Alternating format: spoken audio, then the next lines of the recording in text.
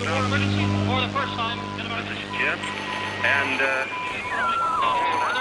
Receiving this message.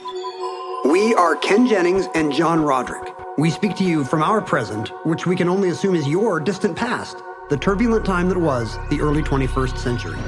Fearing the great cataclysm that will surely befall our civilization, we began this monumental reference of strange and obscure human knowledge. These recordings represent our attempt to compile and preserve wonders and esoterica that would otherwise be lost. So whether you're listening from an advanced civilization or have just reinvented the technology to decrypt our transmissions, this is our legacy to you. This is our time capsule. This is the Omnibus.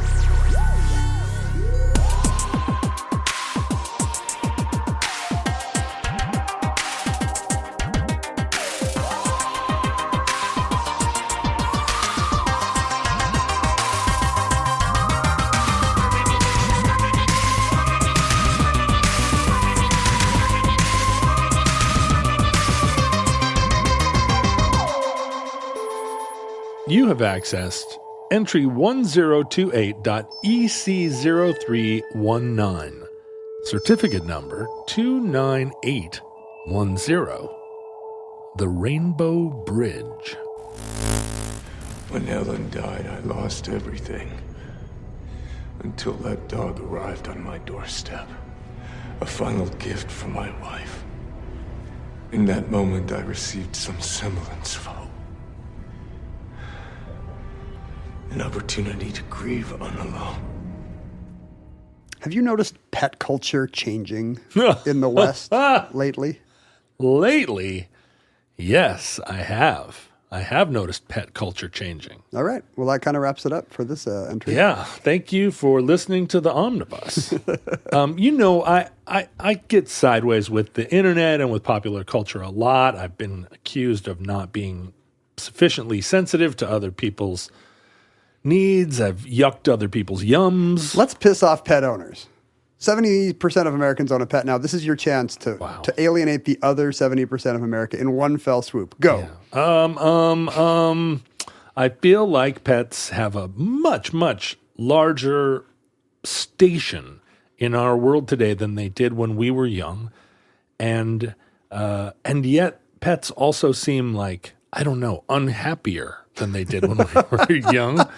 You know, they lived short, intense lives when in the 1970s and 80s, and now I think they live prolonged and pampered lives, which perhaps is not what an aminal wants. Can you imagine the horror if you or I had to have a prolonged and pampered life? We would just hate that, right? I suppose it's true that most times in history, I would be long dead from battle, or would be like... Not battle. Wait, yeah, good job. I mean, probably cholera, but yeah, sure, let's say battle. I would have died between the ages of 19 and 24 in some kind of sword fight. But 55, right? But it's going to be drunken in an inn, right? There's no way it's actually going to be on the field of battle. Maybe drunken in an inn. It's going to involve the king's men. How many of the king's men are there? 6. Oh, R.I.P. John. Yeah. Well, what I would do is I'd have grabbed some kind of rope that like suspended a chandelier, and I'd try to swing across the room, but I would have been too heavy and I would have lost my grip. Too heavy. The chandelier goes up. The chandelier went way up, and wow! You just land on a table, and the king's men are just looking at you. Yeah. Yeah, I hate when that happens. One of them just stabs me with a quickly knife. Stabs you with a sword. But you're saying today's animals should yearn for that quick release that you would get in the king's head. Well, this is one of the questions that I have. Do today's animals yearn for death? Today, the Omnibus will finally answer this theological question. When your puppy looks at you, is it thinking, kill me, kill me, kill me now. Kill me? I mean, I know already such a large portion of our listeners are like right up on the edge of their chairs, ready to be super duper offended by the next thing I say, or by probably this whole episode. You're going to get Animal Protective Services called on you now. You're going to hit for the cycle. But, animals are surrogate children for a lot of people, and I think the more urban you are, the more you might have a tendency to be a dual income, no kids with 2 pugs that bark the whole day when you're gone. I'm not. Poop on the floor. We just cleaned up cat poop. You from, did. I did. Yeah, I said, when I say we, I mean I laughed because it wasn't my cat. Well, so here's the thing about the cat that lives in this house. The cat that lives in this house has never wanted to be in this house. It has always wanted to be outside killing birds. It offers no comfort or solace. It just stares out the window, making that sound at birds in the bird feeder. So it is a duty, not a companion. And it puts duty on the carpet. This cat would have been born under a barn, and it would have lived its long, short, intense life killing thousands rats. of songbirds. Yeah, or songbirds, right? But should have been killing rats under a corn crib. And then it would have, I don't know, been eaten by a coyote, or maybe it would be queen of the cats. Mm-hmm. But this cat does not deserve a human name. It should never have been named. It honestly should never have existed. But should never have come out of the corn crib. We came down here to our bunker, and she had pooped enormous poop piles on the floor, 3 different places. And for me, that feels like kind of a deal breaker. But for the women who live above the bunker, is she still part of the family in some sense? Oh my God, we talk about her more than we talk about politics or weather. The cat is a constant topic of conversation. Oh, that's an interesting take on the rise in pet ownership. It's a conversational crutch. There it is. It's something to talk about. Here comes the cat. Look at the cat. We made the mistake of turning weather into a cliche. So now nobody can be like, it may rain later. Hey, look at that. When you're on the train. A cloud came over. But absolutely, the cat walks in the room, and it's all we can talk about. And we talk to the cat, and the cat ignores us. I kind of thought there was a kind of a 50-50 dog-cat divide in America, and that is not true. Is that right? No, it's pretty stark. Of pet owners, 49% are dog, 24% are both. They have both a dog and a cat. 23% are cat.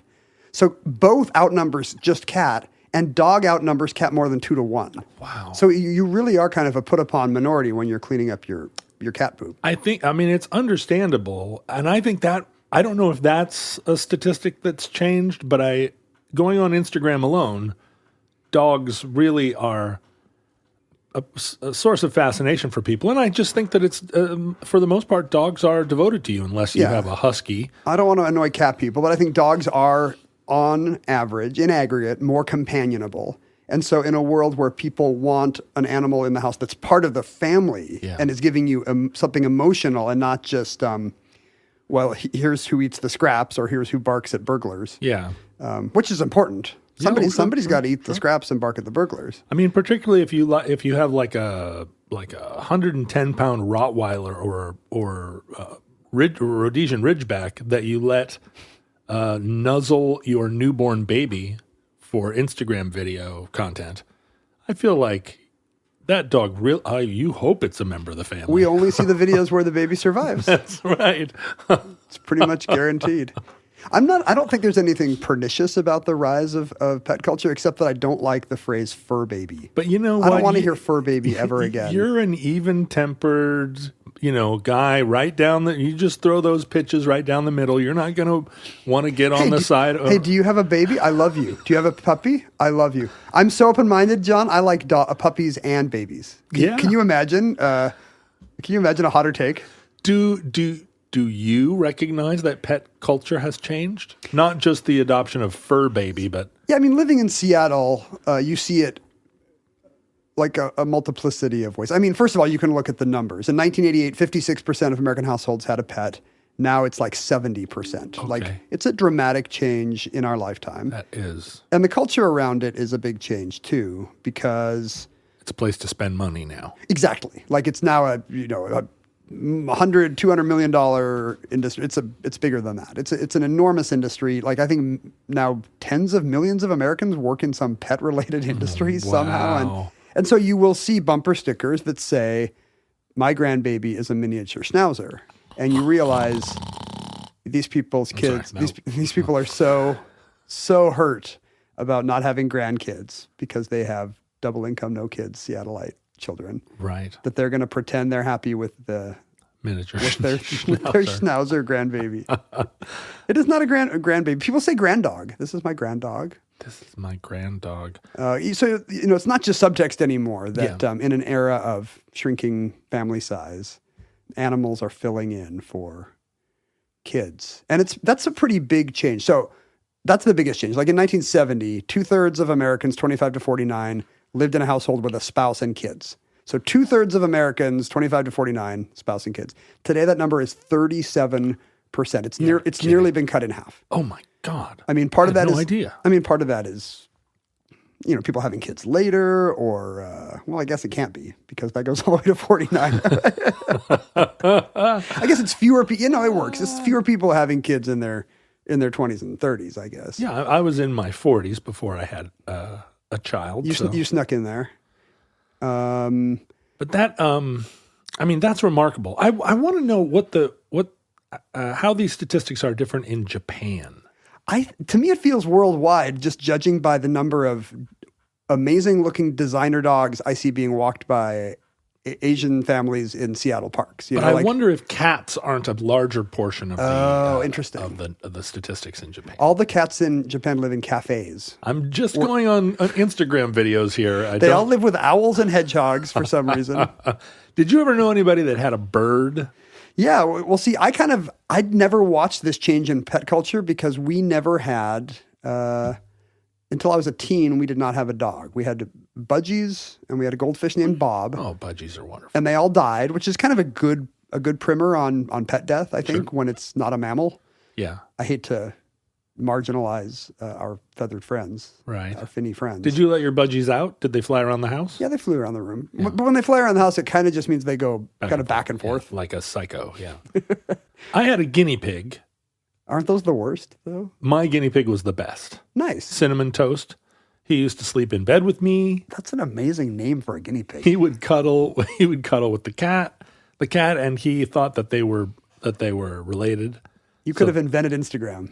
I know. Back in the day. But we always had a cat. And then my mom really loved sighthounds, which are dogs that it's one of the small of the breeds of dogs that don't care whether you live or die. What they want to do is hunt a wolf at a distance. Oh, that's nice. And so if you have a wolf problem, like no, if you have a wolf problem, you're screwed. The wolf's got to be at a distance. Well, that's your neighbors have to have a wolf problem. A nearby wolf problem because we had borzois, and borzois are not really cuddly. I mean, their noses will put out an eye. I mean, that's my kid's dream dog. My younger kid wants a borzoi because their muzzles are so long on Instagram. Yeah, their elegance is unsurpassable, and in short bursts they can run 65 miles an hour. They look breakable though.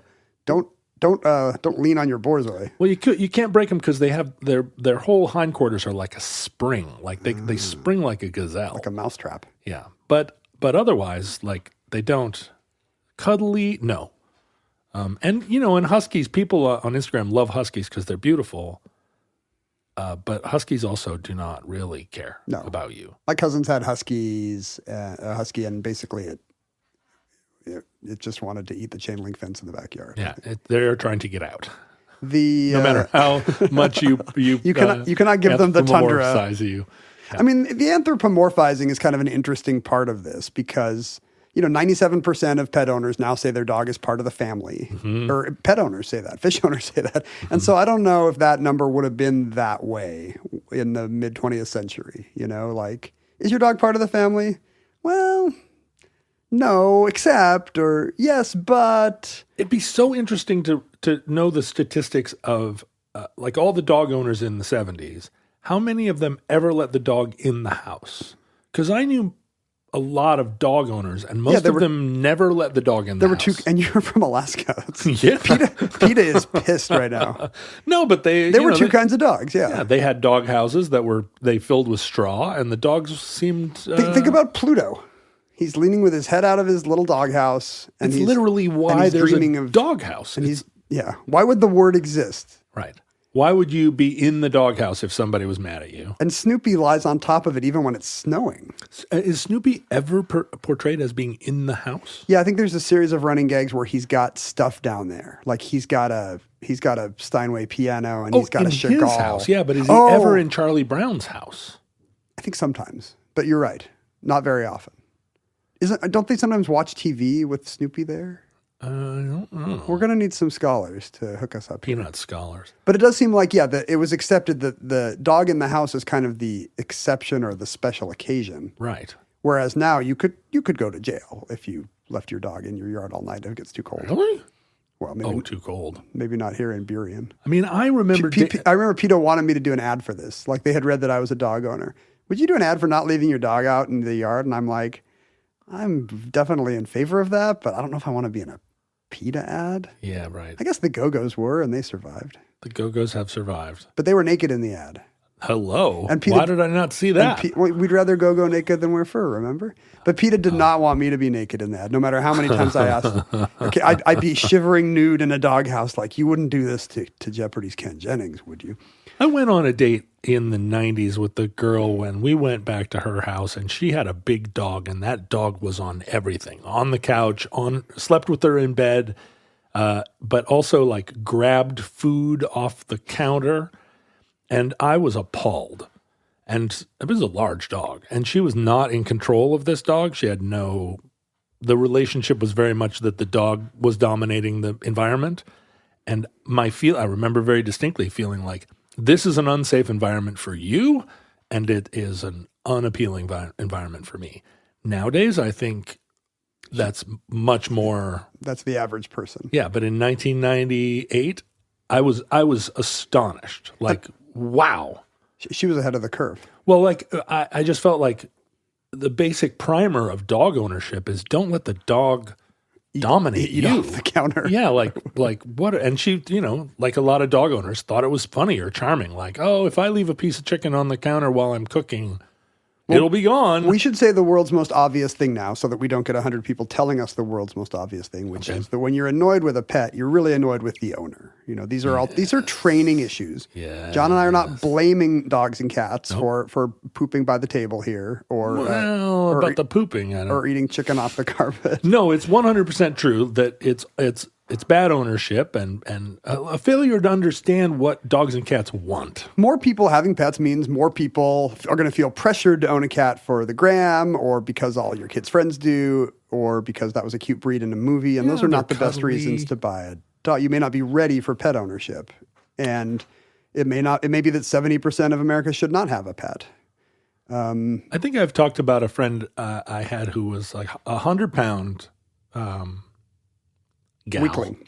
100. Well, no, she was very strong. She was a lifeguard. Wow. But she was small, and she owned a wolf hybrid that outweighed her. Yeah. And had no one had ever talked to her about. First of all, don't own a wolf hybrid under any circumstances. But don't own a wolf hybrid if you live in an apartment, and don't own a wolf hybrid unless you're prepared to work 8 hours a day to keep the wolf hybrid engaged and to make sure you're its boss, because that's not a dog you want, or that's not a creature that you want to have be your boss. Most people have good relationships with their pets, and I think most of the anthropomorphization that goes on is pretty benign. I think most pet owners probably do project emotions onto their pets. The pets are not particularly, like the pet is just thinking, when do I get kibble next? Right. And the pet is not thinking, boy, I could stare into her eyes forever while we watch Great British Bake Off. Like this is the perfect life. But how do we know? Exactly. How do we know? And it's mostly benign. Both parties are happy in this transaction. And why, let's pretend it's not a transaction. Sure, pet spending is up 293% in the last few decades. And this includes crazy things like people having their own fridge for their dogs. There's always New York Times trend pieces about the rise of doggy oncologists and whatnot, doggy psychics. And it's fun to laugh at the rich. Let's always laugh at the rich. Ha, ha, ha, ha, the rich.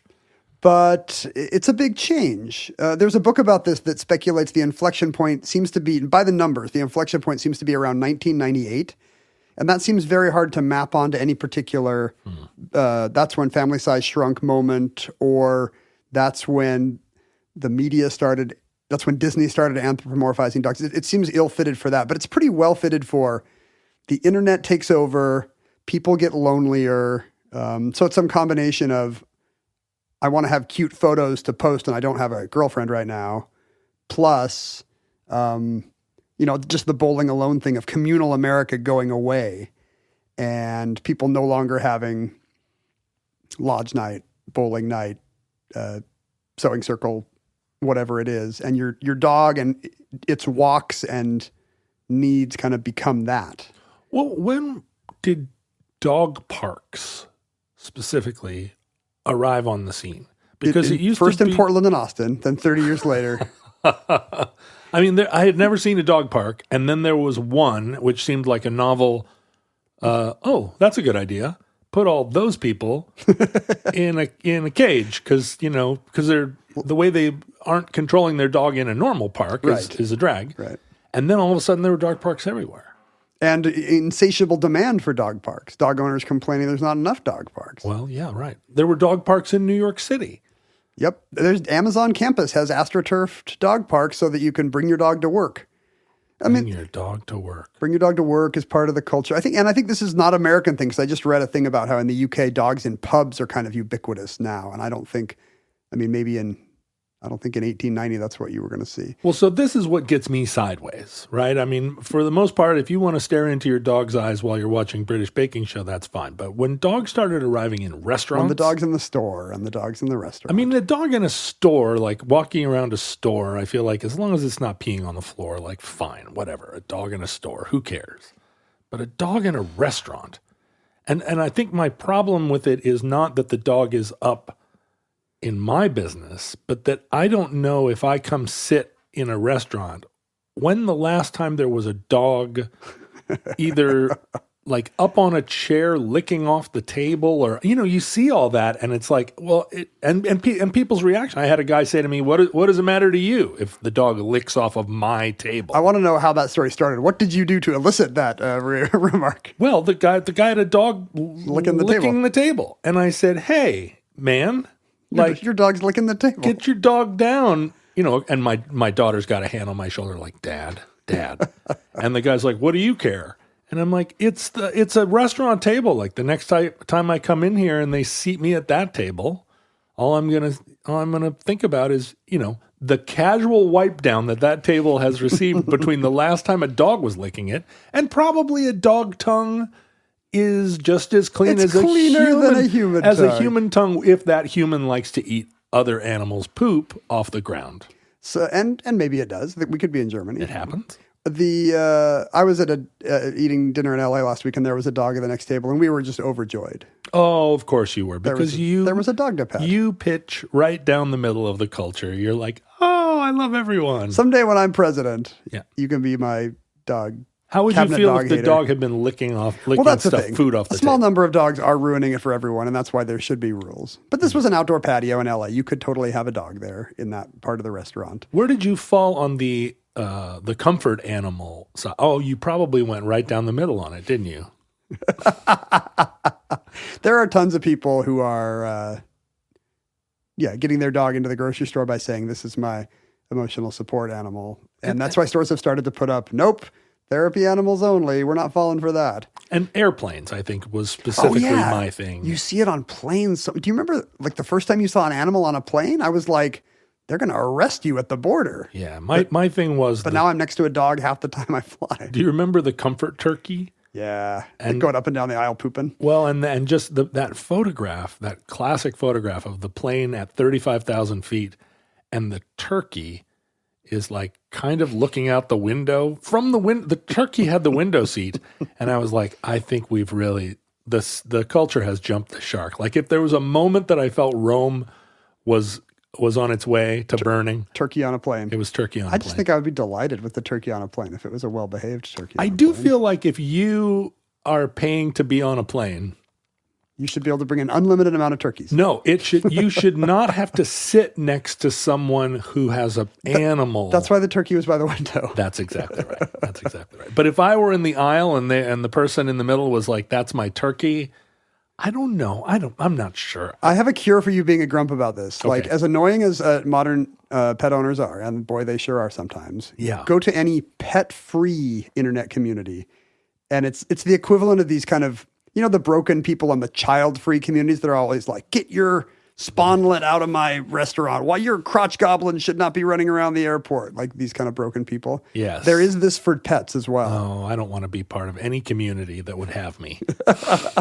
But like if you spend 30 seconds reading some pet-free community, you will be like, I am now 100% for bringing unlimited dogs everywhere just because it annoys these awful, awful people. Now, I should say, I love all animals, all of God's creatures. Really? I do. I sit in the window and What I about, watch like, the birds. I'm so thrilled about the squirrels and raccoons and possums and coyotes that are in my ravine and in my yard. I sit and watch for owls with binoculars. I'm like all about animals, deer, But in the wild. moose, and eagles, the majestic eagle. It is a majestic bird. But I do feel like if a dog has been bred to the point that it needs intervention to breathe, or if a dog is so old it cannot see or walk, or if an animal poops on the floor of your recording studio more than 3 times, it starts to be a question like, what are we doing? Really, like if these animals were happy in the wild, what are the pros and cons of kind of pretending they're part of a household, you know? Because there's been a movement recently recognizing, I think probably since 1998, recognizing that we can keep people alive. We can keep their heart beating and the blood pumping as they lay in bed for years. Longer than it might be a good thing. And often where they never wake up, often where they're potentially in pain, potentially in agony. But in the case of my dad, when he lay dying, I talked to the doctor and said, what is happening? Give me the actual straight scoop. And the doctor said, well, we can keep him alive. And I said, that's not what I'm asking. And he said, and we went back and forth. I was like, tell me how long you can keep him alive. And he was like, 2 years, 4 years. This guy loves a mad scientist challenge. And I said, will he ever wake up again? And he said, no. And I said, could he breathe on his own? Probably not for more than a half an hour. Okay, this is key information. But there are people that would have kept my dad alive. But my dad had been very specific that he didn't want to be kept alive. And he was right. He lived for a half an hour when they took the machines off of him. And I think the assisted suicide movement, which we've also never done on the omnibus. Have we not? Doesn't seem like It's got to be coming. It's very important, I think. But we did composting burials. Yeah. But our relationship to death has been changing, I think, kind of going back a little bit from the extremes that we were capable of to recognizing but is that moral? Is that a net positive? Grandma has been, we have to turn her 4 times a day to keep bed sores from happening. And at no point prior to the last 40 years or the last 20 years would we have had the ability to keep her living. And why are we doing that? And yet we're also doing it with our pets, I think. Yeah, I'm glad you mentioned pet death, because not only is that the thing that Gen Z likes to think about the least, it is also the subject of this entry. Pet death. Ding, ding, ding, ding, ding. We're only 832 bars and we're measuring the show in bars beats. now? Yeah, that's my new thing. And also we're in C major in 4/4 time. Watch me for the changes and stop talking about how you don't like dogs at restaurants. No, we're 27 minutes into the show, and now we've arrived at the Rainbow Bridge. We finally arrived at what happens to our pets when they go. Because as you say, our attitudes toward household animals has been changing. And, in the main, it's kind of been good. I never had a dog die when I was a kid. I lost budgies and fish, but who cares? And what did you wrap them in a paper towel and put them in the trash, or did you bury them? Yeah, pretty much. I think the fish was a burial at sea, I think. Yes, of course. If you know what I mean. And, that's kind of a good way to get a kid in touch with the matter-of-fact realities of death without the troublesome emotional component. We sent a few fish down into the great beyond with a lot of solemnity. People have a hard time people have always had a hard time with dead animals. Alexander the Great, when his horse Bucephalus died, he was heartbroken and named a city after him. the ancient Egyptians were mummified with, or, had their cats and dogs and baboons and monkeys and gazelles mummified with them so they could go with them to the next world. It ended up being Hank Williams Jr.'s nickname. Wait, which one? Hank Williams Jr., his nickname was Bocephus. Oh, yes, that's right. That's right. Yeah, in honor of Alexander the Great's horse yeah. Bocephus. But, the dog boom actually means that, the kind of the awareness of the sadness that is an animal shelter and the broader swath of Americans willing to adopt a rescue dog means that in the 1990s, 10 million animals were being euthanized a year in America. In the when? In the 90s.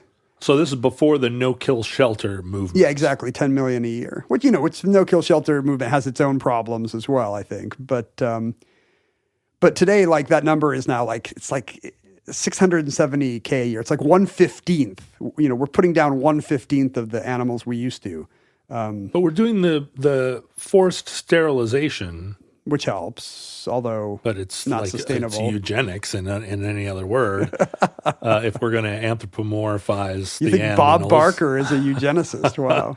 But wow. So the number, because that was 10 million a year. That's insane. Our childhood, the culture was if the pet gets picked up by animal control, it's going to the fiery beyond in short order. And it was portrayed as a cold reality of life. Like, you go to Lady and the Tramp and they have a dog kind of walking off to the chair, like in kind of a darkly comic fashion. Yeah. And literary works that pretended to imagine the world from an animal's point of view would be like a novelty. Like, we all think that killing dogs is great, but boy, if you were a Cocker Spaniel of the pound, you'd be bummed out. Have you ever thought of that? Like, sure. That was how much the culture has shifted. Yeah, the gallows. Because today, doesthedogdie.com will warn you about over 180 different triggers in books and movies so that you never accidentally start a movie in which someone is held underwater or there are mannequins.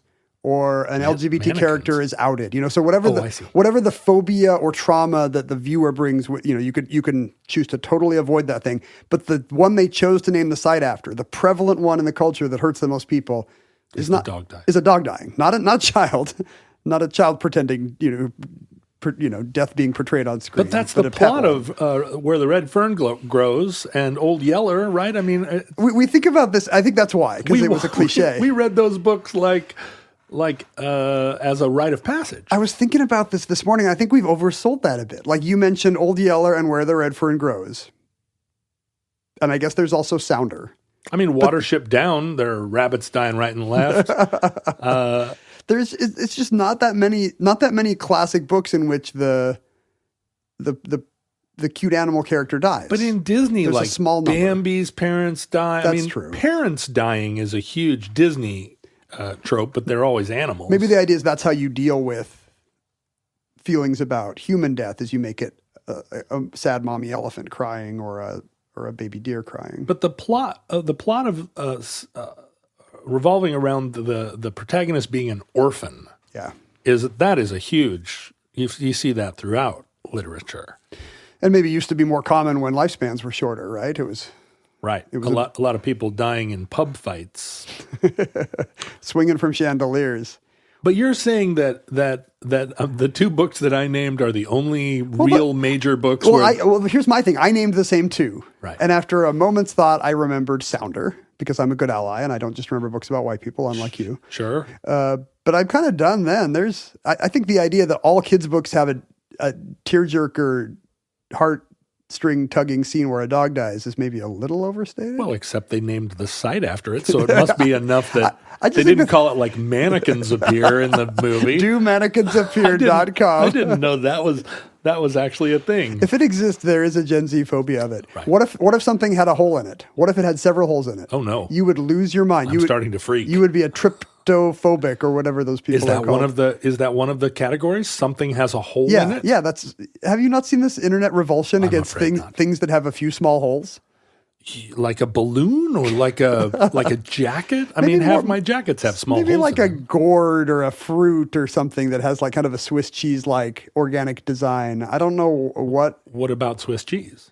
Oh, that's worse. It's one of my favorite cheeses. You're triggering me now by mentioning a tryptanophobic cheese. Well, now here you are, Mr. Right Down the Plate. You're teasing people with phobias. I just know young people will never listen to this show, so I'm safe. That's not true. No There's one under all 30 those- has never heard Omnibus. There's all those Gen Z LGBTQ kids that love the show. Yeah, that have decided that we're their beloved uncles.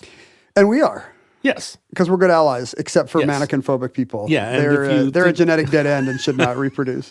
They should all go to child-free Reddit. Well, one thing pages. you could do is protect your home by putting a mannequin outside of each door. That keeps at least I those want people a away. sight hound that watches mannequins at a distance.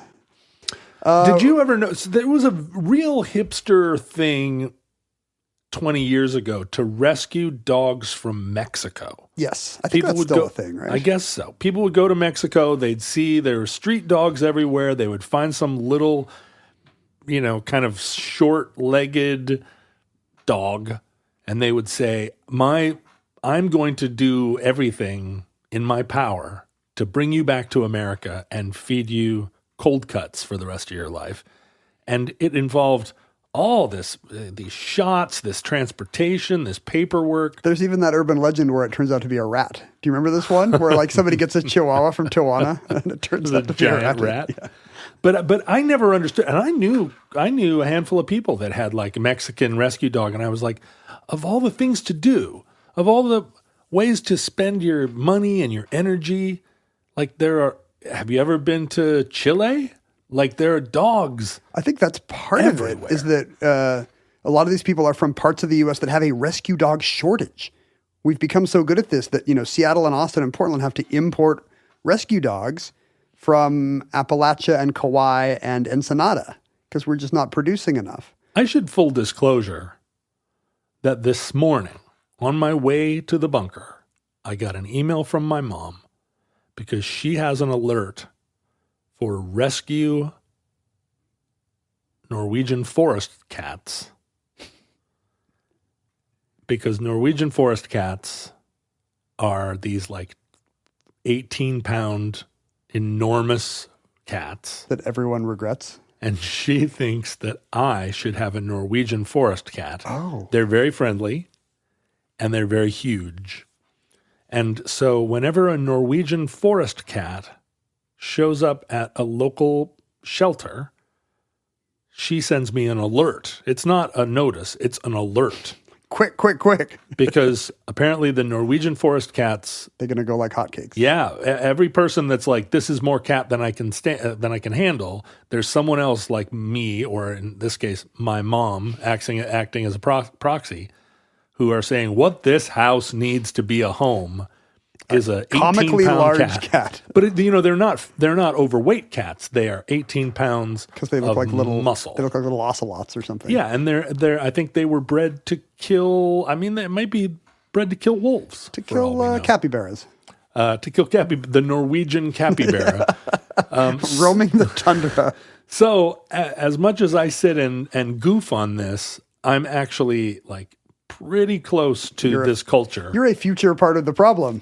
And there have been a couple of Norwegian forest cats that I found very appealing. And I called the pound, and it's not a pound anymore, but I called the shelter and was like, what do I do about getting this Norwegian forest cat? And they said, here's the interview process. Yeah. This happened to our friends when they were trying to get a rescue dog. And I said, interview We're going to visit process? your house a few times and see how the adoption is going. And by the time I even got my head around that, they were like, it's gone. But another time, I had rats under my barn. And I went to these no-kill shelters where they had animals that could not hack it in the world. They just couldn't be pets for whatever reason.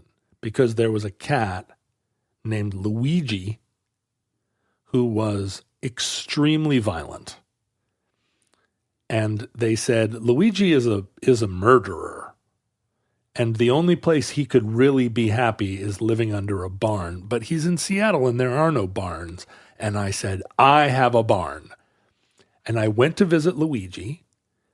He was a beautiful cat. You explained the situation. And the woman that was working there, who said, "Oh, Luigi's a wonderful cat," then showed me the deep, like needing stitches, scars on her arms and one across her cheek. Jeez. That she had sustained. But she's still working there. She's still working Animal there, lover. and she still believed that Luigi should live.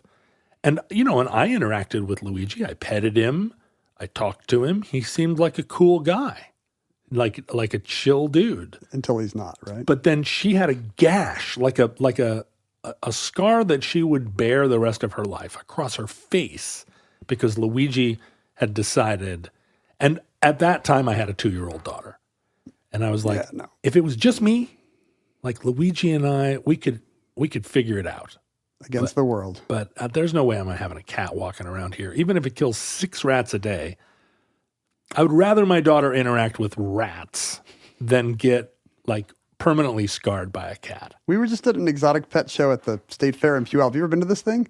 It's good for people watching, but everybody's buying rats and iguanas and chameleons and snakes. The bass player in the Long Winters had a tarantula. There is, in all these places, I'm sure the dealers are pretty motivated to unload these things. In particular, one guy had a bunch of lizards that seemed to have bred out of control, and he was giving them away. But there are just long sheets about how by the way, you're going to regret this pet. It's going to be so much trouble. It seemed like fun for 5 minutes when you imagined yourself owning a tarantula / chameleon / whatever. Everybody wants a capybara, but who knows what the downsides of capybara are? There was a capybara there wandering around a sawdust-filled enclosure.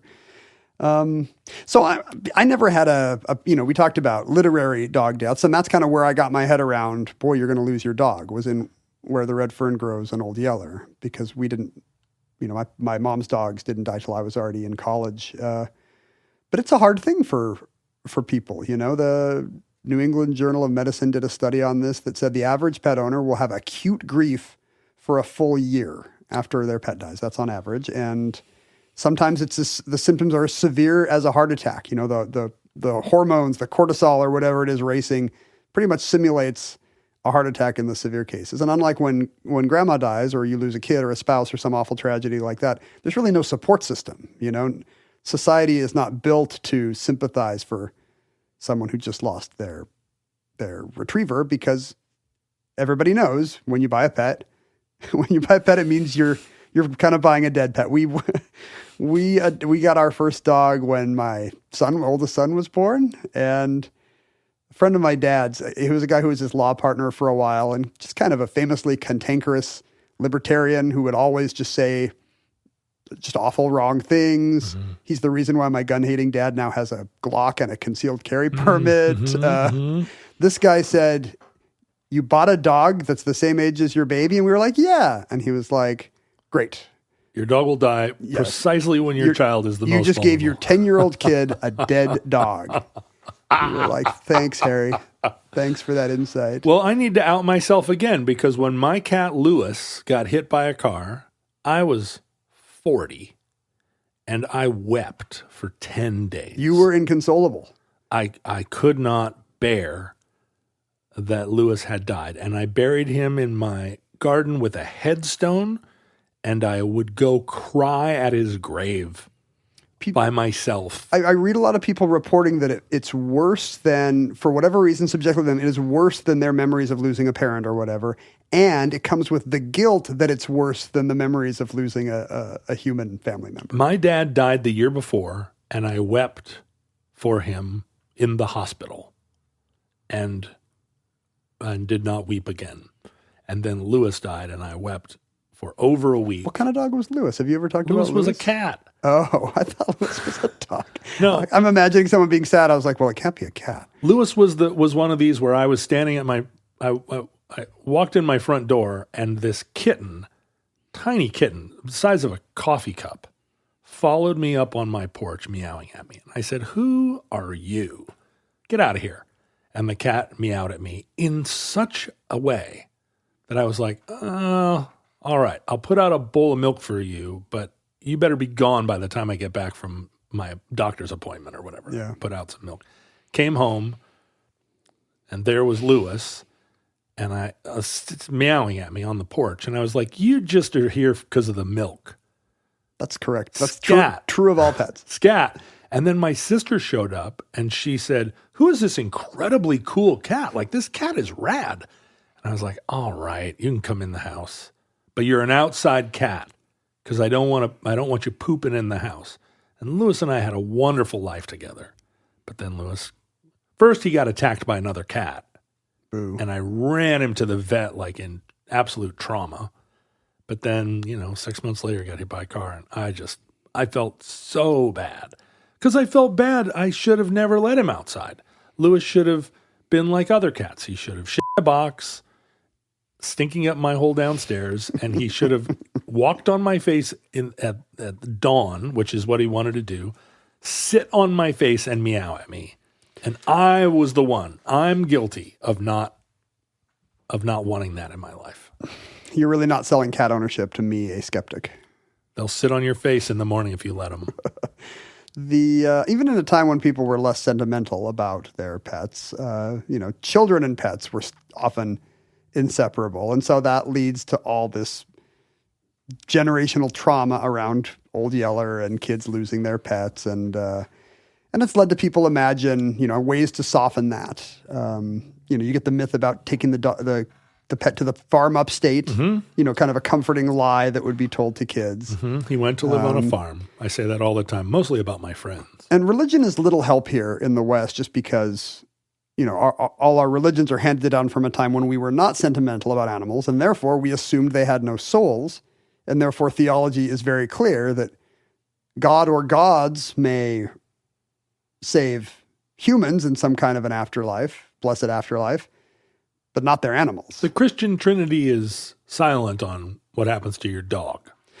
Yeah, right? Yeah, and pretty implicit that that dogs are not the children of God in the same way that, and the problem is as the what do you call the membership of a church, the congregation. There's a better word, right? What's the word I'm trying to think of? Brethren, the polity. The people in the pews are not the laity. There is a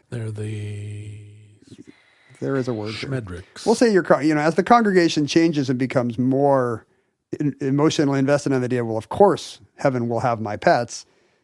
Christianity has had to adopt, and you get this kind of new agey, well, we don't know. Yeah, God probably wants you to be happy, and therefore Lewis will be there. Heaven is what will make you happy. Heaven is what will make you tithe, I think. Because why would you go to a heaven that was somebody else's version of happiness? Have you seen The Twilight Zone where this seems like an early attempt to envision this idea, because it's from the early 60s. I think it's written by Earl Hamner, who later created the Waltons based on his own Appalachian childhood. The answer to the question, have I seen the Twilight Zone ellipses, is yes. Yes, every episode, 6 times.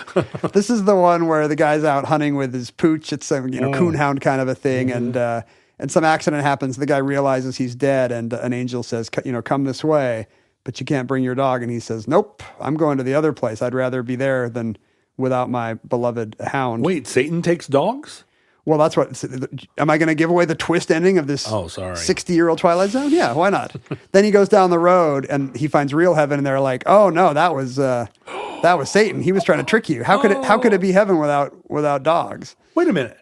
You're saying that Satan masquerades as St. Peter? That seems like really tricky. Well, keep in mind the average deceased will not recognize St. Peter.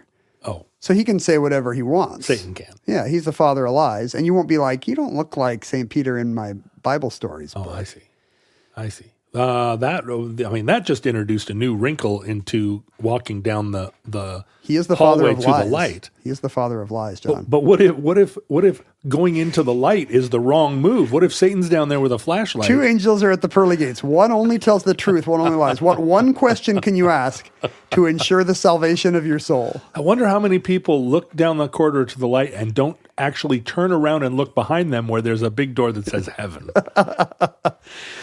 Anyway, in the absence of theology on this point, people are kind of left to imagine their own comforting fate for their pooches and beloved animal companions, which leads us to, I think, possibly the omnibus debut of Dear Abby and Ann Landers. Yeah. Who could really be their own show. Oh, I loved them.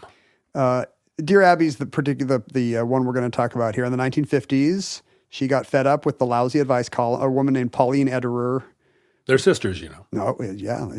I'll get to it. She got fed up with the advice column in the San Francisco Chronicle and wrote in saying, "This bites, I could do better," and wrote a few columns, and it turned out she could and was immediately hired, pissing off her sister Esther, her twin sister. And I think they might have like one is Esther Pauline and one is Pauline Esther. Yeah, that's weird, right? Pauline Esther, that's a cool punk name. That was plastic having just been invented.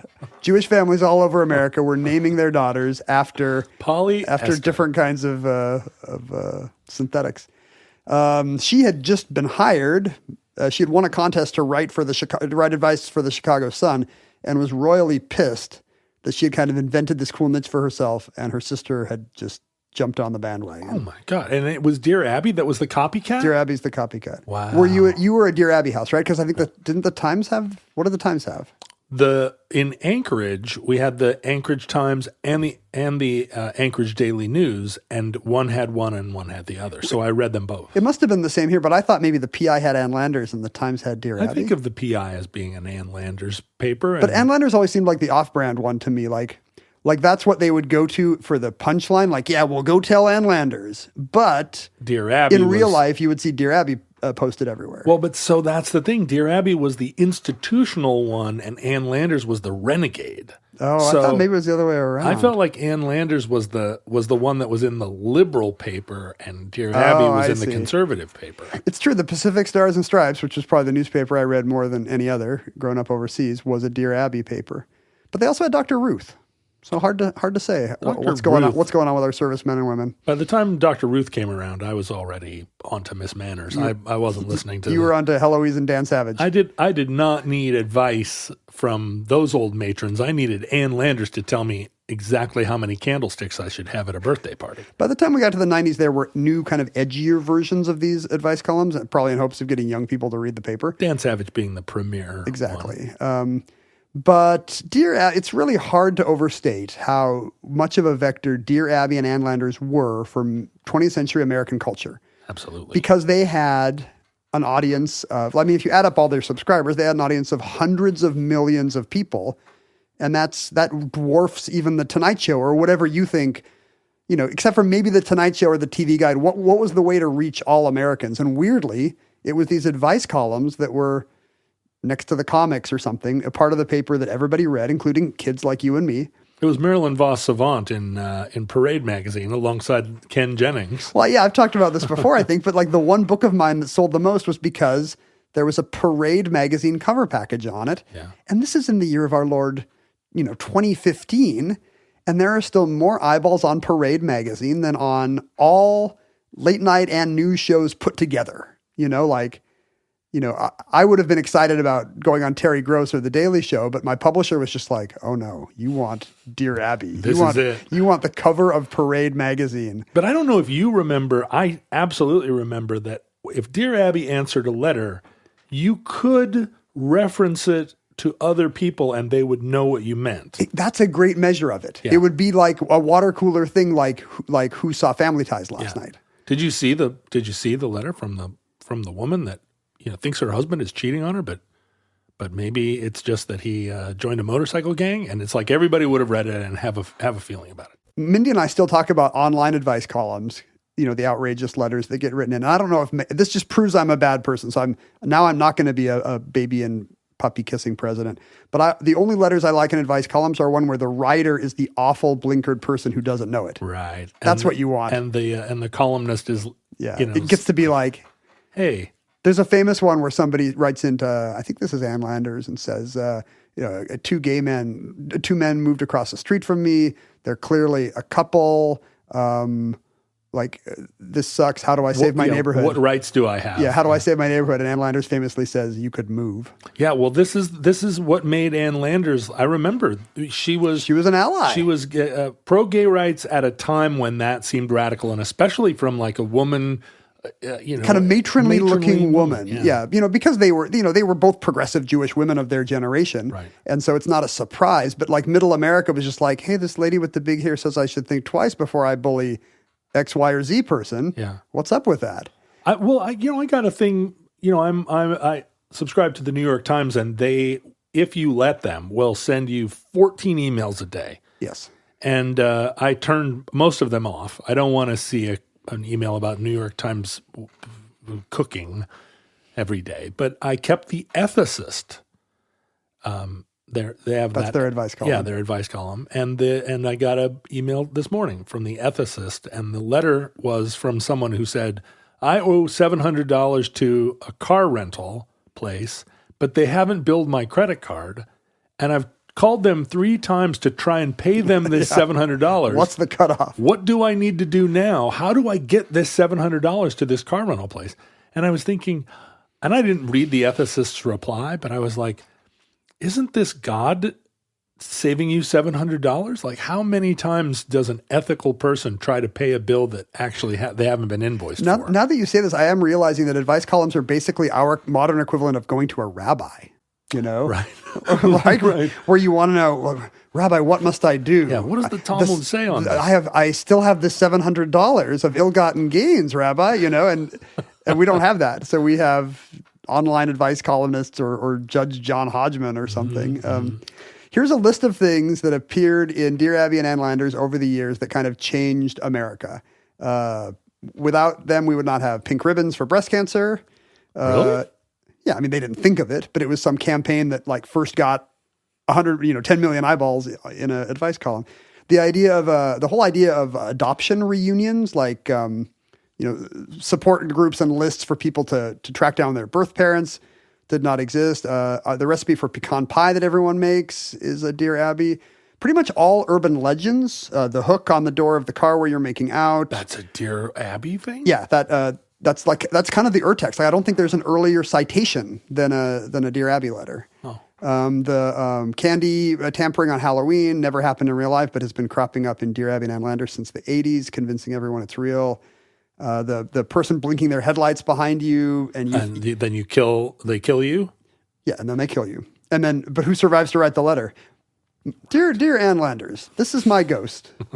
9 people died on a bus I was driving. Do you not know this urban legend? They're flashing their lights behind you. The person's terrified and keeps speeding up. And finally they get forced to the side of the road. And the person's like, there's a guy in your backseat with a knife. Every time I flash my lights, he got down. Do you not know this one? No, that's terrifying. You should have read more. Ann Landers. I was on a country road in Vermont one time, and a car came up behind me and like close. And it was a twisty road, no place to pull off. And so I sped up, and the car stayed too close as I sped up. And I sped up faster, and the car remained, too close to my back bumper, and I started to get afraid. And so I really started to gun it, and he just stayed right on me. And I'm going around these, Vermont country corners and turns and ups and downs, and it starts to be really I'm like hectic. Yeah. And then you're probably frantic. You're not hectic. I'm frantic. He's hectic. It's hectic. I'm frantic. And then he turns on his rollers, and he's a cop, and he pulls me over for speeding.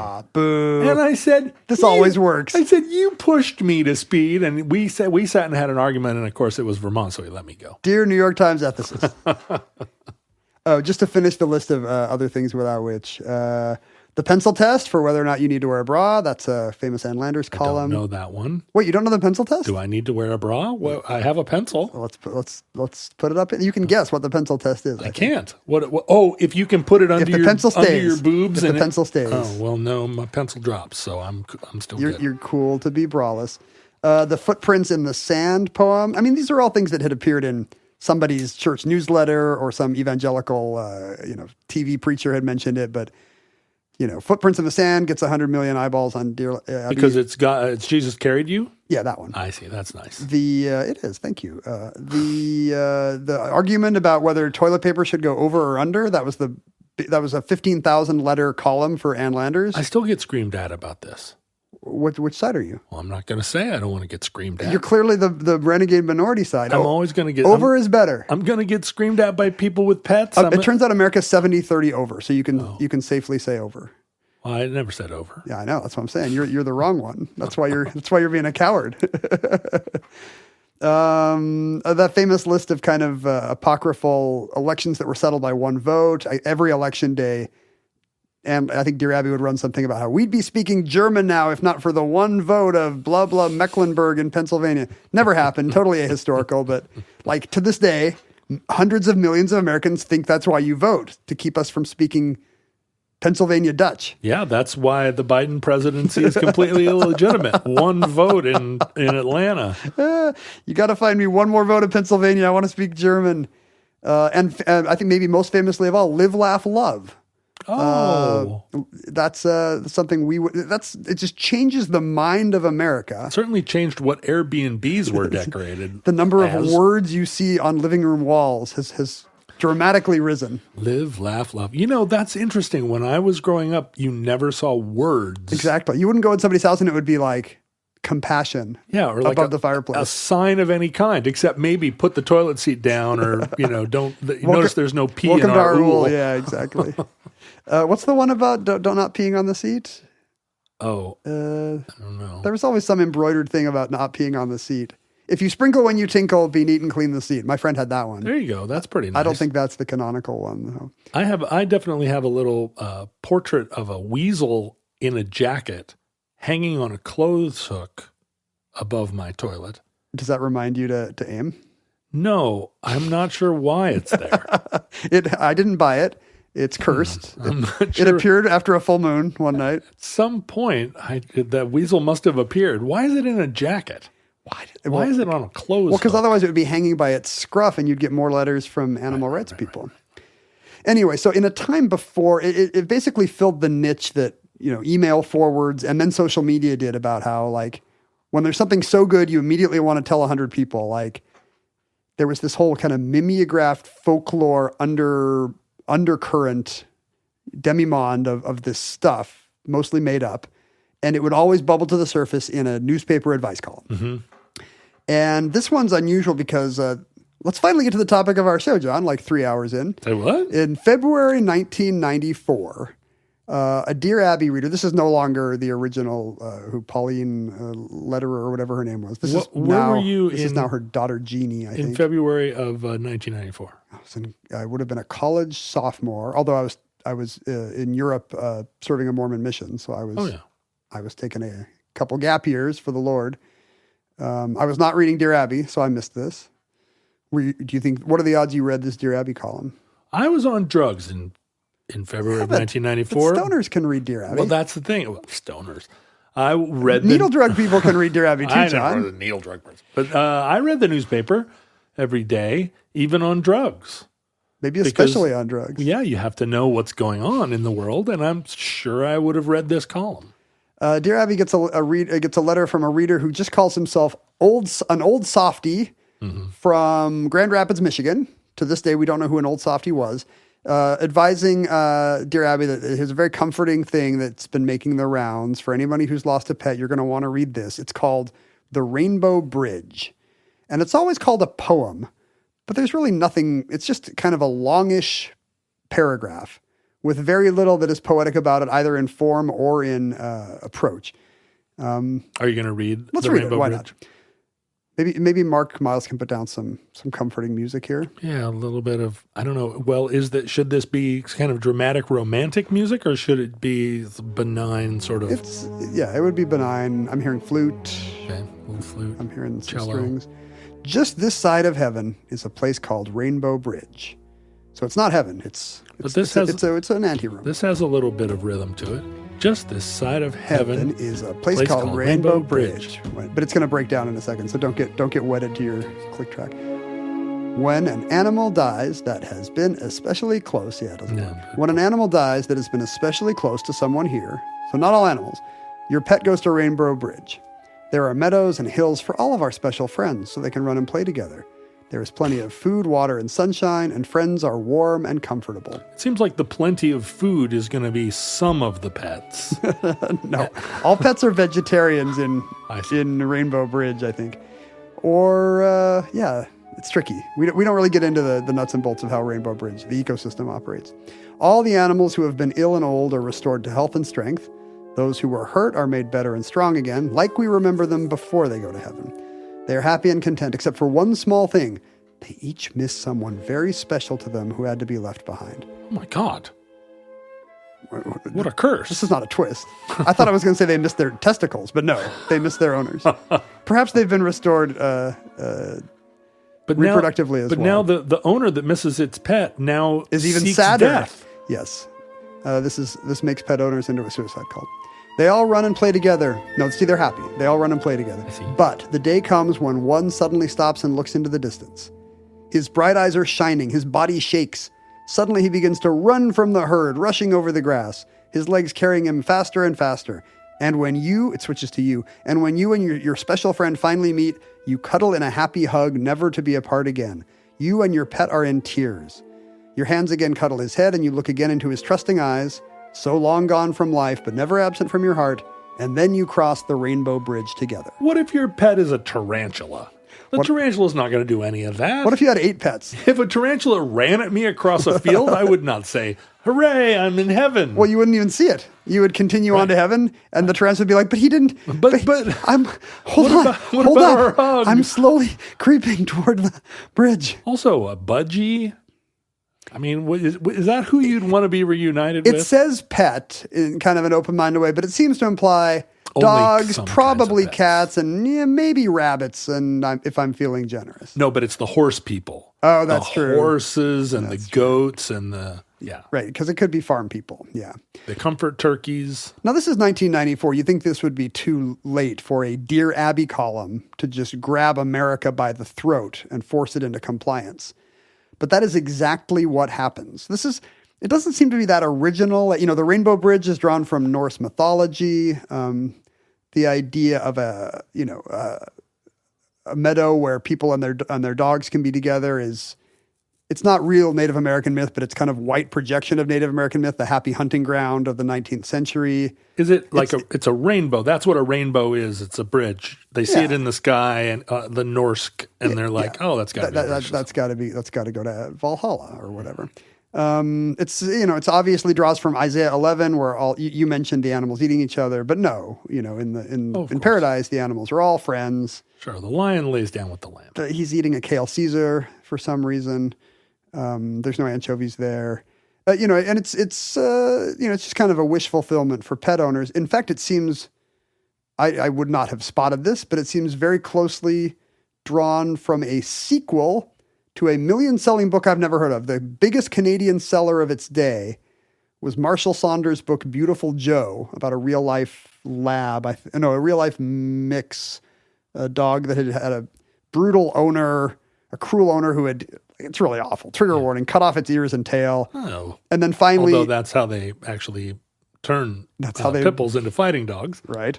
Maybe that's what it was. Or Doberman pinchers. That's how we used to think a proper Doberman pinscher would be. Cut off its ears and tail. Anyway, this dog then finds happiness later in life with a good owner. It's kind of and it's from the point of view of the dog. So it's a black beauty, but for a put upon street dog. And this thing sold 1 million copies on both sides of the border. It was a huge hit. 1 out of every 5 Canadians must have bought it. They've probably heard of it today. Margaret Marshall Saunders, who wrote it, had 2 smart marketing things. One, she said it in Maine, not Canada, so Americans would buy it. Mm-hmm. And number 2, she changed her name to Marshall Saunders. She dropped the Margaret because then people would think it wasn't by a woman, and then, as we've talked about before, book buyers of both sexes might pick it up. Yes, a book by a woman is not going to get sold in the United States. Women buy books by women. Both genders buy books by men. And Maine is the Canada of America. It is. That's the closest part of America that a Canadian thinks they can imagine is Maine. Well, and people in Michigan and Minnesota are yelling at us now. No, it's us. That's probably true. It probably is them. I take it back. But there's a sequel to this book where Beautiful Joe does go to paradise, and it is kind of a meadow-like waiting room where everybody waits for their owners to rejoin them so they can go to heaven. A meadow-like waiting room. Or maybe it's a waiting room like meadow, right? You're just describing hell again and again. No, hell is not a meadow. It is a waiting room. Didn't you see Beetlejuice? I guess that's true. It's the one from Twin Peaks with the dancing dwarf and the red curtains. I never saw Twin Peaks. Let's rock. So when this runs in Dear Abby in February 1994, it turns out to be pretty new. Enough people have recognized it that they tell Dear Abby, "Oh yeah, like this is I think this is posted on the bulletin board at my vet hospital," or I saw this in my my shelter or whatever it was. Now that we have, this is in the internet era, so we can actually see when it debuted online. And in fact, it was not on Usenet before January 1993. So it's like a year old in internet terms when Dear Abby picks it up. And the person who posted it on Rec Arts Dogs says, "Oh yeah, I just saw this in the Mid-Atlantic Great Dane Rescue League newspaper, and I thought it was very sweet, and I thought you guys might enjoy." Been a longtime subscriber to the Mid-Atlantic Great Dane Rescue newsletter. I don't get the MAGDRLN anymore. But anyway, it's out there enough that other people recognize it. And Dear Abby says, "Hey, I don't know who wrote this. If anyone in my reading audience can verify the authorship, please let me know." And in the following years, no fewer than 15 people try to register the Rainbow Bridge with the U.S. Copyright Office, all claiming to have written it. And it would probably be a mystery today who wrote Rainbow Bridge, except that this is one of the rare cases where we have actually been able to track back, whatever the viral poem is. You make it sound like you're part of like a cultural anthropology or archaeology group. I'm going to take credit for the work of a Tucson art historian named Paul Kundalaris. Uh-huh. I think I'm reading that right. Does he have his own express, the Kundalaris Express? Kundanaris. I'm sorry. Kundanaris. I don't want the Greeks to get angry at me. He's a art historian from Tucson. He's a cat owner, and he's a member of what's called the Order of the Good Death, which seems to be one of these green burial adjacent groups that's going to, we're death positive. We're no longer going to hide it behind a curtain. Let's be frank about this. Let's be modern. Let's have a better attitude towards death by being more open. And he's actually written a book about pet cemeteries. So he's kind of interested in as a pet owner. That's Stephen King you're talking about. Oh, right. I'm thinking of Stephen. When I mentioned Maine, I forgot. No, this guy just happens to be interested in both death culture and he's a pet lover. And so he obviously writes a book about pet cemeteries. And in the 30 years since Dear Abby ran this poem, it's now everywhere. You go to a high-end pet cemetery, which is now a thing that exists, and there will be a big granite tablet at the gate with the inspiring text of the Rainbow Bridge, as if it's from a Buddhist sutra or something, and not from a 1994 Dear Abby column. Wait a minute. You said high-end pet cemetery. You're burying the lead here. No, this is a thing. There are high-end pet cemeteries? Absolutely. I think so that implies there are low-end pet cemeteries. Well, that would be like a backyard, or just kind of a place. There are places historically, like if you go to the Presidio in San Francisco, just right by the end of the Golden Gate, there were enough servicemen and women stationed there for long enough that kind of an impromptu pet cemetery popped up. But it's all pieces of very aged plywood and painted rocks marking the graves. Right. Whereas today, I think cemeteries realize this is a profit center, and they will set aside an area for people's beloved animal companions next to real cemeteries. Yeah, and there are dedicated ones as well.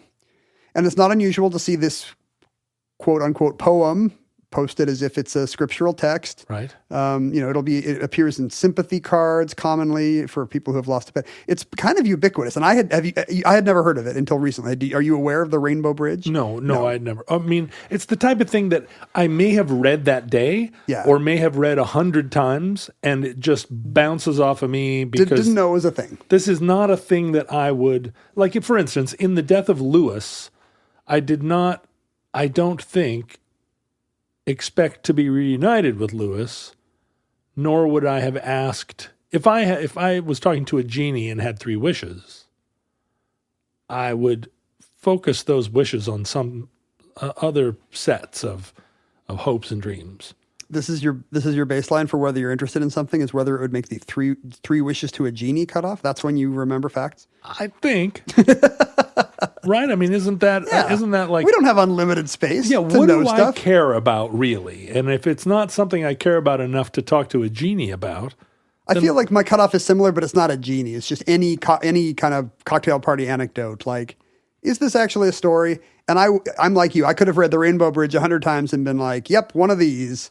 That's right. Thank you, Hallmark. Because it does fall into the one of these categories. Right, footprints on a sand. And some of these things are very, the desiderata about changing things I cannot change or whatever, accepting things I cannot change, or the courage to change the things I can. But that's a little AA poem. Not originally.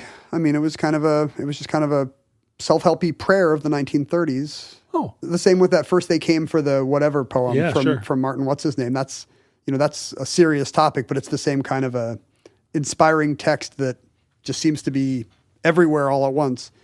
Footprints on the sand.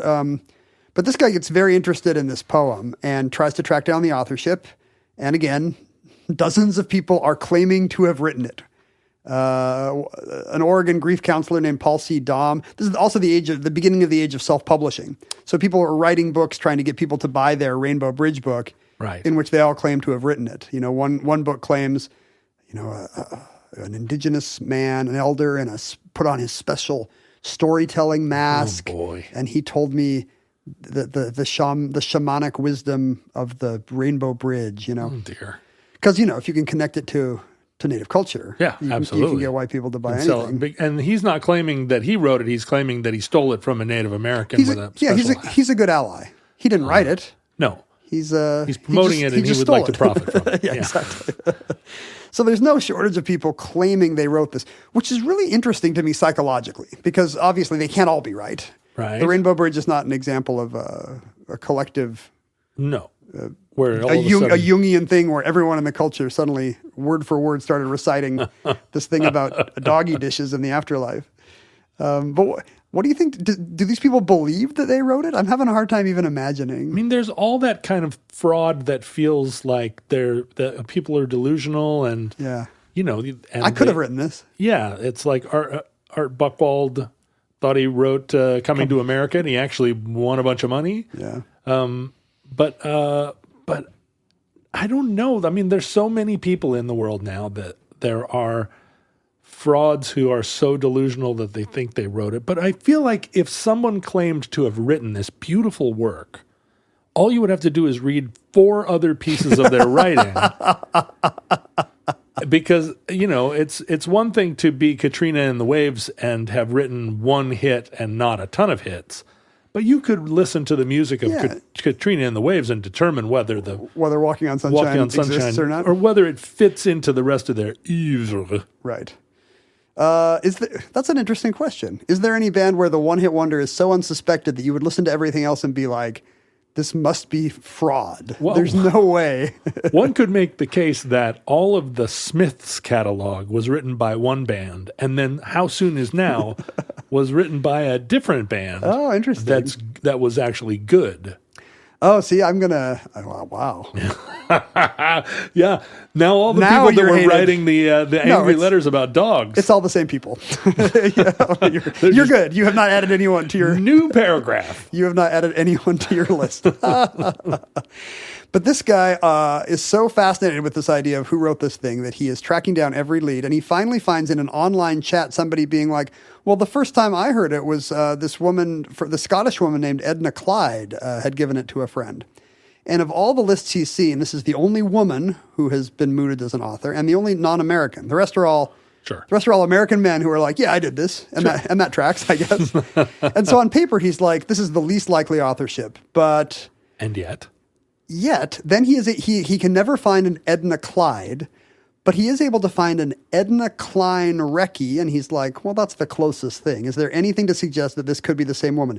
And luckily, she has recently, in her later life, has self-published a book called Zanussi and Jack, which is about losing her husband to Alzheimer's at the same time as her beloved dog gets doggy cancer or something. Oh. And so it's kind of and I don't know if he bothers to read this book to see if the text matches up, but he thinks this is a woman who writes sentimental texts about dead and dying pets. Right. This is the best lead I've had, much better than the shaman in a storytelling mask. Right. And he goes to some trouble to track her down and is shocked to find... we're now getting into COVID. Like, I think in January of... You're kidding. 2021, he publishes an article about having tracked her down at age 82, and he calls her and he's like, "This is an odd question, but there's a text that goes around about a pet afterlife called the Rainbow Bridge. Is it possible you're the author?" And like, there's a sharp intake of breath, and she says, "How on earth did you find me?" And she tells him the story. In 1959, so fully 65 years ago, 35 years before it gets to Dear Abby, she is a young girl. She's a 19-year-old living in Inverness when her beloved yellow lab, Major, died. And she was not a sentimental girl. Her Scottish family had many a dog, but for some reason she had always had a very close attachment to Major, and it was kind of a Lewis-like thing where she did not realize how irreplaceable he was in her life, and she just fell apart. She just grieved and grieved for weeks and months. And finally, she goes to her mother and says, "What do I do?" And her mother says, "Well, just maybe write down how you're feeling." Oh. So she grabs a notebook and starts, turns to a blank leaf and starts writing. And then realizes she has grabbed her sister's notebook and there's already like a journal entry or a shopping list or a homework assignment on the back. But she's already ripped out this page. She's like, "Oops." So she erases on the back her sister's, what could have been a literary masterpiece. We will never know. and writes in longhand, kind of just in a burst of inspiration, word for word, the text about the Rainbow Bridge, imagining, where she would like to think Major is now. And she shows it to her mother. And her mother says, "Oh, my darling girl, you're very special." That's a great Scottish accent. Isn't that amazing? I really sold it. "My darling girl, you're very special." And but she says, those are Irish accents we were just doing. Is that true? Yeah. Well, your sure was. The secret is to do Scrooge McDuck. You have to start saying, "My money bin." My money bin. And then you can famously do it. But her mother says, but it's so messy.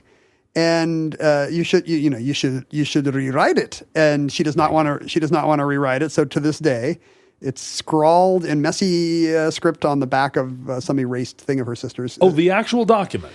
Because it still exists. She is able to send, and the second he heard her talking about it, he sensed authorship in a way that he had not with any of his other leads. He felt a disturbance in the force. But when she sent him the thing, he was like, "Oh, I don't have to carbon-14 date this." Sure, how would you fake this? Like, this is it. It says on the back, a pound of milk, a stick of butter, and he's like, "We don't sell milk by the pound anymore." And I think she was kind of a believer. She has a story, I guess later in life, when her dad died, She told Paul that she was walking by his coffin and she, just feeling heartbroken. And then she heard a voice say, "Let me out." Nice. It's an open casket. I'm still alive. And she hears a voice as if it's saying, "Dinna worry, a thing'll be a-richt." Oh. And because it's, clearly that's got to be her dad because he was Scottish. Right. And the voice she hears is saying, "Dinna worry. A thing'll be a-richt." And what's a richt? Everything will be all right. Oh, I see. Are you Colin Malloy? You're going to start writing songs in some weird Scottish dialect now? Be hearties. A thing'll be a-richt, a new album by the Long Winters. Okay, a thing will be a richt. So she has these other experiences. So she's kind of a genuine believer in another world, a better world. Right. But she always felt over the years like this thing she had written was too private to share. It did not function as like everybody else was like. And of course, I immediately started sending it to friends. Yeah. I immediately submitted it to my local newspaper and. No, I mean, just like my grief about Lewis, I never talk about it. Except now I've talked about it to 50,000 people around the world. But is this the first time you've ever brought it up on a podcast? Maybe. I mean, I do feel you have like more confessional shows than this. Yeah, but it's been 15 years, and I feel like what am I going to do? Keep Lewis a secret? She felt like it was a diary entry. Like she did not think of it as a text. She thought it was something too private to share. But over the years, when friends would be like, I just miss Muffin so much, or what am I going to do without Fifi? She would be like, "You know what? I'm going to send you something." And she would take out a manual typewriter, or maybe later an IBM Selectric. She would pull out her old thing, and she would tap out a typed copy and send it around. How cute. And at some point, somebody must have said, you know what helped me? My friend Edna sent me this. I'm going to send this on to my kids after their puppy died, or, Yeah. And so it starts to get around as part of this mimeographed demi-monde of folklore and fake-lore. Yeah, I used to get these emails from my dad all the time. But this happened in 94, so this would have been before forward ray, forward ray, forward. This would have literally been a Xerox of a mimeograph of a ditto stuck to a veterinarian door or something. Yeah, right. I feel like I got those from my dad too, in actual look at this mimeograph. Did you ever get cut out Ziggy or Kathy strips? That's what 20th century grandparents were for, to send you a Ziggy or a Kathy strip that really in an envelope. Yeah, exactly. It really resonated with your life, or something you'd been joking about. Like if you ever go to a Jeopardy taping, I know you have. We have a little Hall of Fame out in the lobby where the studio audience can mill around. And because Jeopardy is such a 20th century creation. Yeah, and you have a whole, a trophy case. And because, all the Emmys, and because of generationally who our audience is, there are so many strips there. It's like, here's a Lockhorn strip where they're fighting about Jeopardy. Here's a family circus where Jeffy says something precocious about Jeopardy. Not me. Yeah, not me watches Jeopardy. Anyway, and Edna has no idea this thing is circulating because she has moved to India and later to an olive orchard in Spain. Jiminy Christmas. She has no idea that it's gone viral. And Edna's lived an amazing life. Apparently a surprisingly well-traveled Inverness lass. But she always was going to keep it quiet. Unlike all the other people claiming credit, she was never going to be like, yeah, that was me. That was about Major. Don't hide your light under a bushel, Edna. But Paul's article caught some, Paul's article, which I think he thought was a good thing for his, what's it called? The Order of the Good Death, which he just published on his little Death Weirdo website. That has a readership of 11 people. But National Geographic picked it up, and now Wikipedia correctly attributes the the text, whatever it is. But she hasn't reaped the whirlwind of the millions of dollars that have been generated. She's now 82 and just kind of feels like kind of benignly baffled by the whole thing, and is glad that it's brought people some comfort. But she seems very unsentimental, because when National Geographic asked her, how will you be reunited with Major? What are your plans for your own passing? She just says, I've had 30 dogs since Major. Yeah, Major. That's yesterday's news. No, I assume she's still planning on seeing Major again. But her plans for her death, she told National Geographic, we're going to be scattered in the North Sea. Yeah. We'll be food for the seals. Yes. The circle of life. So I was at a party the other day and somebody said, I want to be whale food. And I said, whales don't eat. You would be incidental whale food. Like maybe you'd be eaten by shrimp. And I think you get eaten by fish that then get eaten by krill that then get eaten by a whale or exactly. something. That's how. But I felt like whale food was a weird way to think about. Like, here's how I want to die. I mean, Edna's from Scotland. Does she know something we don't? Does she know that seals will just go after bodies like that? She's a matter of fact. Oh, but with seals, right? Your ashes fall to the clams, and then the seals get the clams. That's exactly right. There's an intermediate step. It's clams. So Edna's still with us as of this recording. By the time you listen to this in the far future, she has joined Major, who's been waiting. He waited in the meadow for, at least 59, 40. Jeez, poor Major. 60 years he's been waiting in the meadow. Although I guess he's running around with happily with pet giraffes, but he's got that emptiness in his heart, his little dog heart. Do you think Esowit, our adopted elephant, will go to the... Does that count as animal ownership? Will he go to the Rainbow Bridge because of all the good-hearted people who sponsored his adoption online? Won't Esowit outlive us all? Don't elephants live to be 400 years old? I'm sure I read that on a dentist's office wall. Buy a parrot. Buy an African gray parrot if you don't want your children to weep. Then they'll just weep because it probably bit their finger. Because it's constantly going, ah! And that concludes the Rainbow Bridge. Entry 1028.EC0319. Certificate number 29810 in the omnibus. Futurelings, social media died an inglorious death, just as all of your pets. But social media is waiting for us a meadow with all the other apps. All your tweets that you deleted. and we will all be returned to the health of Twitter in 2011. When you die, you see a black X dissolve into a blue bird that spreads its wings to welcome you. And it's before retweeting. It's back when Favestar was how you knew you had done a good You get all tweet. your Favestar and clout points back. None of us have more than 1,200 or 12,000 followers, and they're all our friends. But what an Eden. when you are in that Eden, look for @Omnibus Project, @Ken Jennings, @John Roderick, @Omnibus Out of Context, all the great @s. You can email us, even now, at theomnibusproject@gmail.com, and that email will go to live in the verdant meadow of Ken Jennings's inbox. You can send us real mail, P.O. Box 55744, Shoreline, Washington, 98155, and your actual mail will go to the verdant meadow of Ken Jennings's shopping bag. You don't have any mail today. Isn't this episode already like 2 hours long? Oh, it's getting there, yeah. Yeah. You can hang out with other futurelings, and you can, and should, go to the verdant meadow of patreon.com/omnibus project, where all of our old addenda episodes and tons of cool ephemera. They frolic and gamble in a light breeze. That's right. And they're waiting for you, and they will be so excited. As soon as you give us your verdant money. Their little tails will wag, and they will rush to you across the field for a warm embrace. That's patreon.com/omnibus project.